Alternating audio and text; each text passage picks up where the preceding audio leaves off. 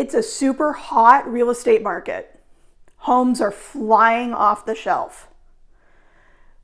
What do you need to do to make sure that your offer is the one that the sellers accept? We've got some tips for you coming up. Stay tuned.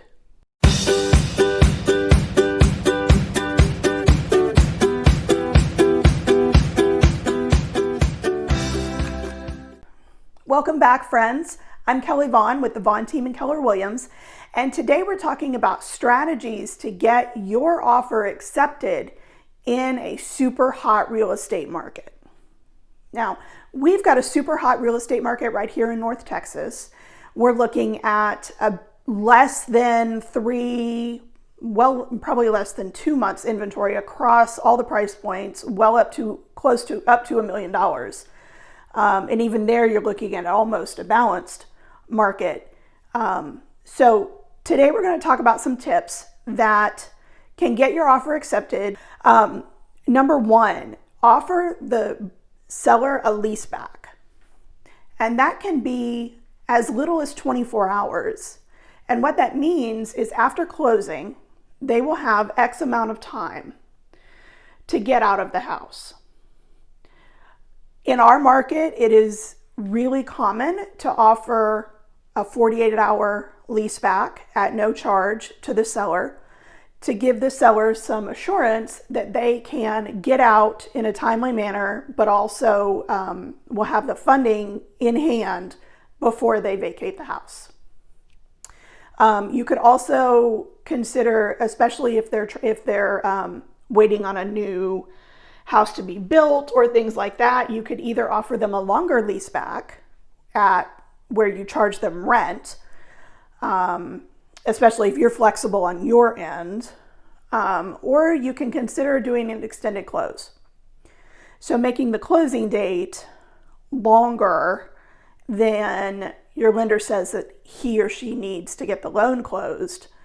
And this is particularly favorable when the seller has to buy. So that can give the seller a little bit more time to find their house.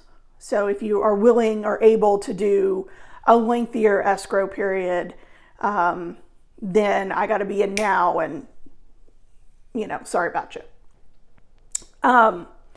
Another option is to consider paying some of your own closing costs. When I say this, I mean the owner's title policy. In Texas, the standard practice is that the seller pays the title insurance policy for the buyer, and then the buyer pays the title insurance policy for their lender. If you have the extra money, you might consider offering to pay both title policies. That might make your offer stand out a little bit.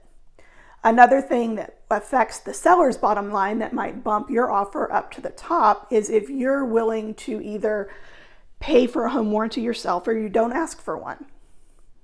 Those are both things that affect the seller's bottom line that can be what makes the difference if they're looking at equal offers. It can be just those little things that get your offer to the top of the pile over someone else's. Another option is to offer either more earnest money or a larger option fee. Both of these signal to the seller that you have skin in the game and that you're a serious buyer. So let's say the standard earnest money in this market is 1 to 2% of the purchase price is what you're putting up at the title company as, earnest money, due diligence money saying, I am serious about this property and I am going to risk losing X amount of dollars if I cannot fulfill the contract. So, for example, let's say the standard offer on earnest money would be $2,500. If you're able to, maybe you consider offering $5,000 or $10,000. that definitely signals to the seller that you are a very serious buyer and someone that they should consider strongly. The same goes for option money.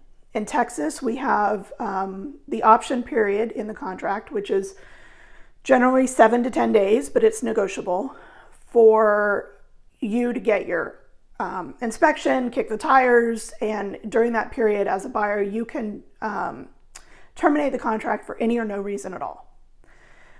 All you risk is your option fee, and that is paid to the seller at the time of the contract execution. And basically it is sorry for your trouble money. And it is thank you for taking the house off the market while I have it inspected. I know that there is the risk to you as the seller that I as the buyer may terminate this contract. So I am going to pay you a little bit of money for your time and trouble and for the ability to terminate that contract. $100, $250 is generally standard depending on the price of the house. Maybe you put up a little bit more option money, meaning that you've got more skin in the game, you've got more to lose if you do terminate the contract. Another option, very rarely done, but you as the buyer can offer to pay your real estate agent yourself. That is generally the biggest chunk of the closing cost for a seller, over and above taxes and things like that, is the commissions payable to the real estate agents on either side of the transaction. If you as a buyer say, you know what, Mr. Seller, you don't need to worry about paying my real estate agent.